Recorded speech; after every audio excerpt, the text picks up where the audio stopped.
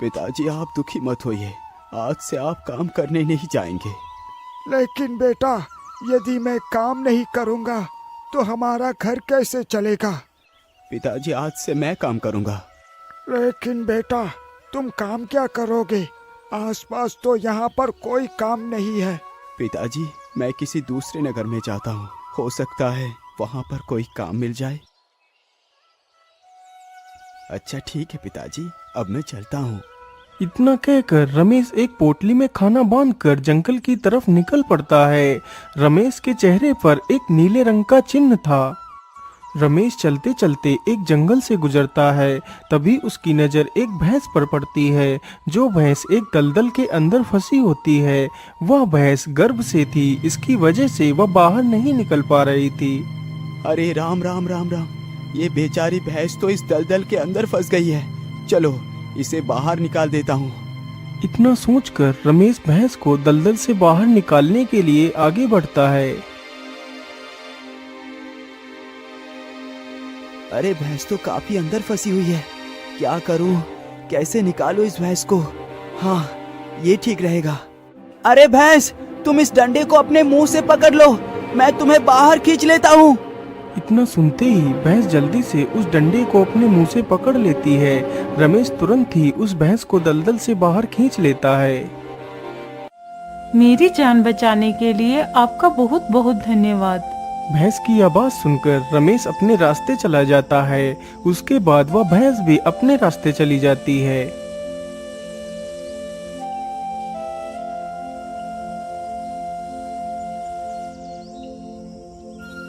कुछ महीनों बाद ही उस भैंस ने एक बच्चे को जन्म दिया। वह बच्चा जब भी दूसरे बच्चों के पास खेलने के लिए जाता है तो वह सारे बच्चे उसे अपने साथ खेलने नहीं देते हैं। अरे चाचा, तू हमारे साथ नहीं खेल सकता क्योंकि तू एक इंसान का बच्चा है। चल भाग यहाँ से, नहीं तो हम तुझे मार डालेंगे। उन लोगों की यह बात सुनकर बच्चा बड़ा ही दुखी होता है। उसके बाद वह अपनी माता के पास जाता है और सारी कहानी अपनी माता को बताता है।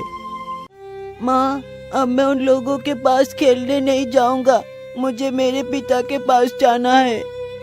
अच्छा ठीक है बेटा, यदि ऐसी बात है तो हम तुम्हारे पिता को जरूर ढूंढेंगे। फिर वह दोनों माँ बेटे अलग अलग दिशाओं में निकल पड़ते हैं। कुछ दूर चलने के बाद एक नगर आता है। अरे वाह, यहाँ पर तो एक नगर है। मैं ऐसा करता हूँ, अपना रूप बदल लेता हूँ, उसके बाद नगर के अंदर प्रवेश करता हूँ। इतना सोचकर वह अपना रूप एक इंसानी बच्चे में बदलकर नगर के अंदर प्रवेश कर जाता है।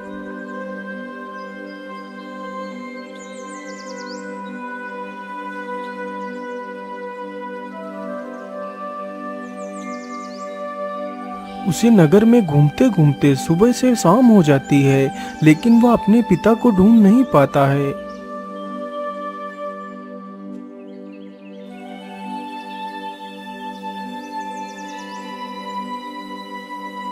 अगले ही दिन फिर से वह दोनों माँ बेटे किसी दूसरे नगर में जाते हैं और पहले की तरह ही वह दोनों भिन्न भिन्न दिशाओं में चले जाते हैं। उस दिन भी वह लड़का पूरा नगर घूमता है, लेकिन उसके पिता का कोई भी पता नहीं चल पाता है।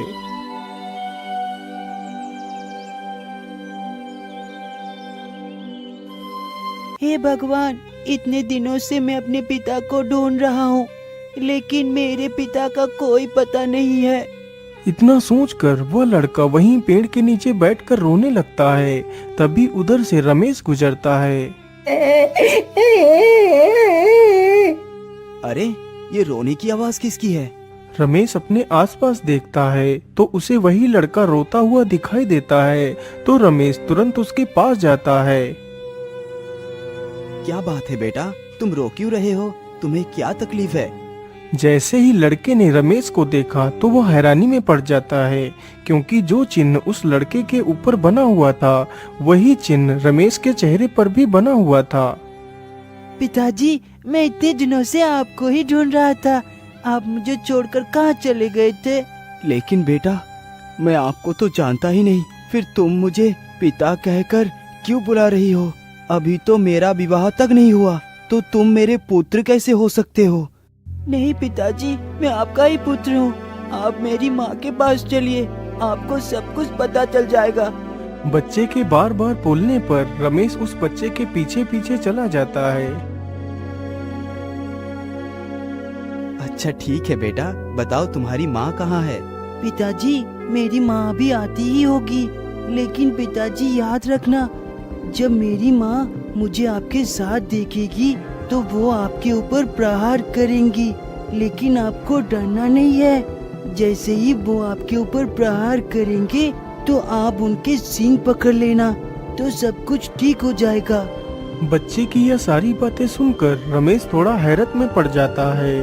तभी वहाँ पर वह भैंस भी आ जाती है और जैसे ही वह भैंस अपने बेटे को उस युवक के साथ देखती है तो वह रमेश की ओर उसे मारने के लिए दौड़ पड़ती है। तभी रमेश उस भैंस के दोनों सींग पकड़ लेता है।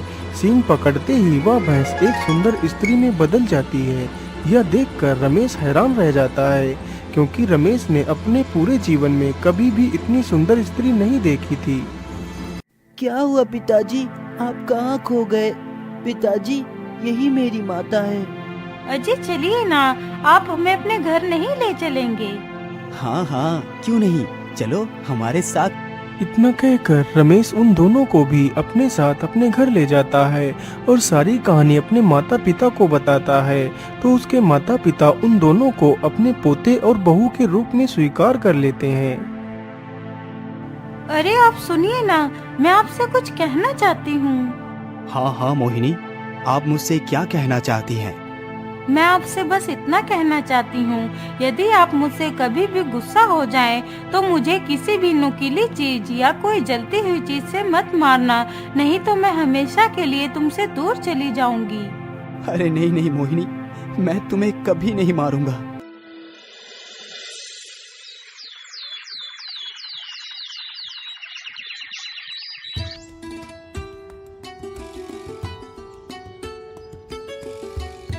बेटा, अब तो तेरी घर बस गई है। अब हम दोनों तीर्थ यात्रा के लिए जा रहे हैं, तुम अपना ख्याल रखना। ठीक है पिताजी, आप दोनों जल्द ही लौट कर आ जाना। इतना कहकर रमेश के माता पिता वहाँ से चले जाते हैं। अच्छा ठीक है मोहिनी, तुम अपना ख्याल रखना। अब मैं भी अपने काम पर जा रहा हूँ। फिर रमेश भी अपने काम पर चला जाता है। इसी प्रकार काफी दिन गुजर जाते हैं। एक दिन की बात है, रमेश अपनी पत्नी से किसी बात को लेकर गुस्सा हो जाता है। अरे दुष्ट, तू घर में पड़े पड़े क्या करती है? तू मेरे लिए एक समय का खाना भी नहीं बना सकती। रुक, आज मैं तुझे मजा चखाता हूँ। इतना कहते ही रमेश आग से जलती हुई एक लकड़ी उठाता है और उन दोनों की तरफ बढ़ता है। अरे रे रे, मैंने ये क्या किया? अरे मोहिनी, तुम कहाँ चली गई हो? भगवान, अब मैं क्या करूं? कहाँ ढूंढूं अपनी पत्नी और बच्चे को?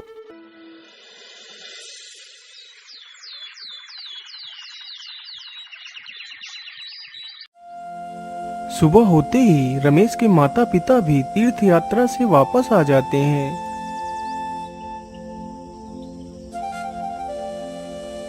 अरे बेटा, शाम कहीं नजर नहीं आ रहा और ना ही हमारी बहू नजर आ रही है। माँ, अब तुम्हारी बहू और पोता कभी लौट कर नहीं आएगी। लेकिन बेटा, हुआ क्या? आखिर वो दोनों कहाँ गए हैं? फिर रमेश सारी कहानी अपने माता पिता को बताता है। लेकिन बेटा, तुमने ऐसा क्यों किया, जबकि बहू ने तुम्हें पहले ही समझाया था कि तुम उसे किसी भी वस्तु से पीटना, लेकिन कभी उसे चलती हुई वस्तु या नुकीली वस्तु से मत मारना, नहीं तो वो हमेशा हमेशा के लिए चली जाएंगी। और तुमने वही किया। पिताजी, मैं क्या करूं? मेरी बुद्धि भ्रष्ट हो गई थी। मैंने आवेश में आकर ये गलत कदम उठा लिया। मुझे माफ कर दो पिताजी, मुझे माफ कर दो। बेटा, तुम दुखी मत हो, तुम जाकर देख आओ, हो सकता है वह दोनों तुम्हें कहीं मिल जाएं। यदि ऐसी बात है माँ, तो मैं जरूर अपनी पत्नी और बच्चे को ढूंढ कर लाऊंगा। माँ, मेरी बात ध्यान से सुनो। मैं उन दोनों को ढूंढने के लिए जा रहा हूँ, लेकिन यदि मैं वापस लौट कर ना आऊँ तो मेरा हाल खबर लेने के लिए मिटवोली को भेज देना।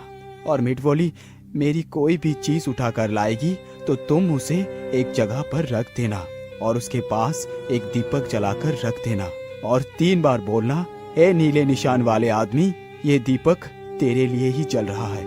इतना बोलकर रमेश जंगल की तरफ निकल पड़ता है।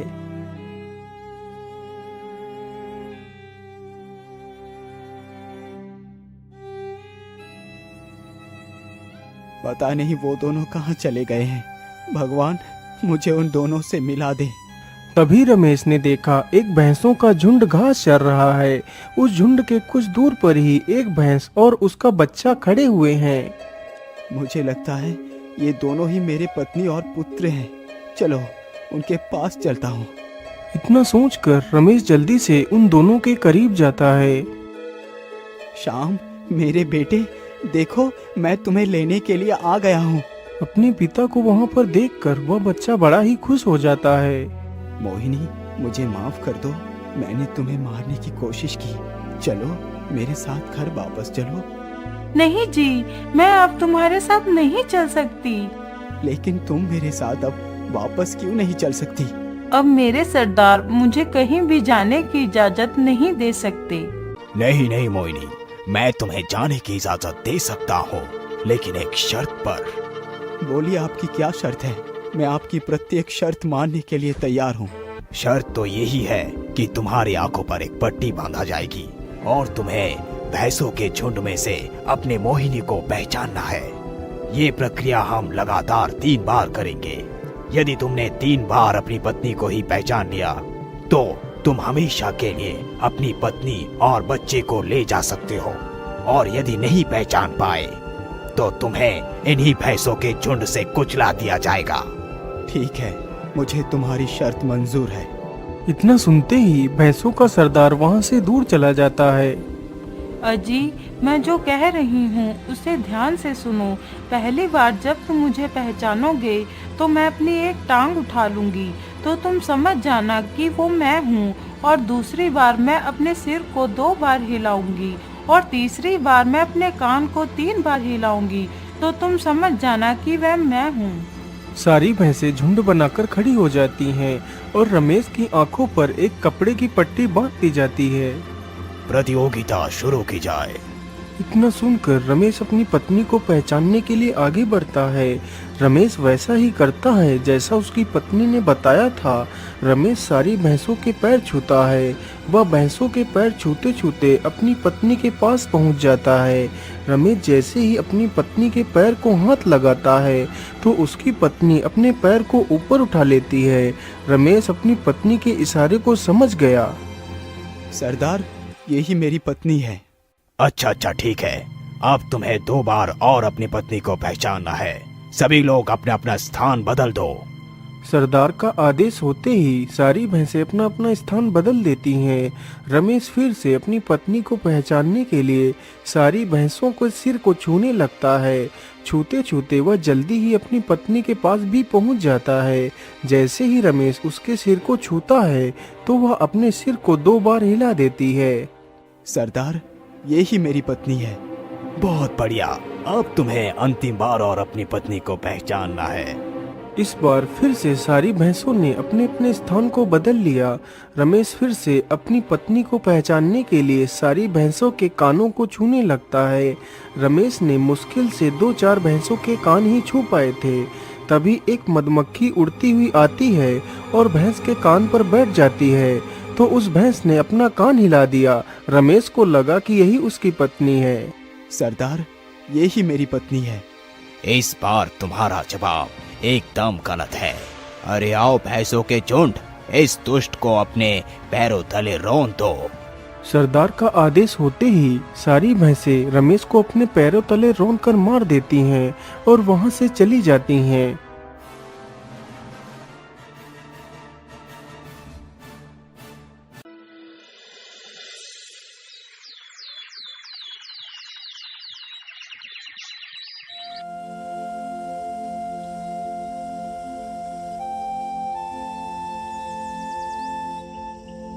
रमेश को गए हुए काफी दिन गुजर जाते हैं। जब रमेश लौटकर वापस घर नहीं आया तो उसके माता पिता को रमेश की चिंता हुई। अरे भाग्यवान, रमेश को तो गए हुए काफी दिन हो गए हैं, लेकिन अभी तक उसका कोई पता नहीं है। वो लौटकर क्यों नहीं आया? कहीं वो किसी मुसीबत में तो नहीं फंस गया? हाँ जी, आप एकदम ठीक कहते हैं। हमारा बेटा जरूर किसी मुसीबत में फंस गया होगा। अरे मिठ बोली, तुम जाओ और रमेश का पता लगा कर आओ। यदि रमेश की कोई वस्तु भी मिल जाए तो उसे हमारे पास ले आना। इतना सुनकर मिठबोली चिड़िया वहां से निकल पड़ती है।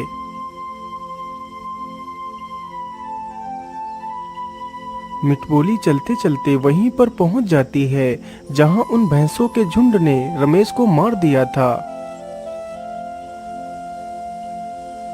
अरे ये क्या, ये अंगूठी तो रमेश की ही है, तो इसका मतलब ये हड्डियां भी रमेश की ही हैं। चलो मैं ऐसा करती हूँ, जल्दी से ये अंगूठी और इसमें से एक हड्डी उठा कर ले जाती हूँ। इतना सोचकर मिठबोली जल्दी से उस अंगूठी और एक हड्डी को उठाकर अपने चोंच में दबाती है और वहां से उड़ चलती है और जल्दी ही वह अपने घर वापस लौट आती है। हड्डी और अंगूठी को देखकर रमेश की माता बहुत दुखी हो जाती है। भाग्यवान, ये समय आंसू बहाने का नहीं है। जैसा हमारे बेटे ने कहा था, हमें वैसा ही करना चाहिए। वह दोनों जल्दी से रमेश की अंगूठी तथा उसकी हड्डी को जमीन पर रखते हैं और उसके पास एक दीपक जलाकर रख देते हैं। ए नीले निशान वाले आदमी, यह दीपक तुम्हारे लिए ही जल रहा है। ए नीले निशान वाले आदमी, यह दीपक तुम्हारे लिए ही जल रहा है। ए नीले निशान वाले आदमी, यह दीपक तुम्हारे लिए ही जल रहा है। इतना बोलते ही रमेश फिर से जीवित होकर खड़ा हो जाता है।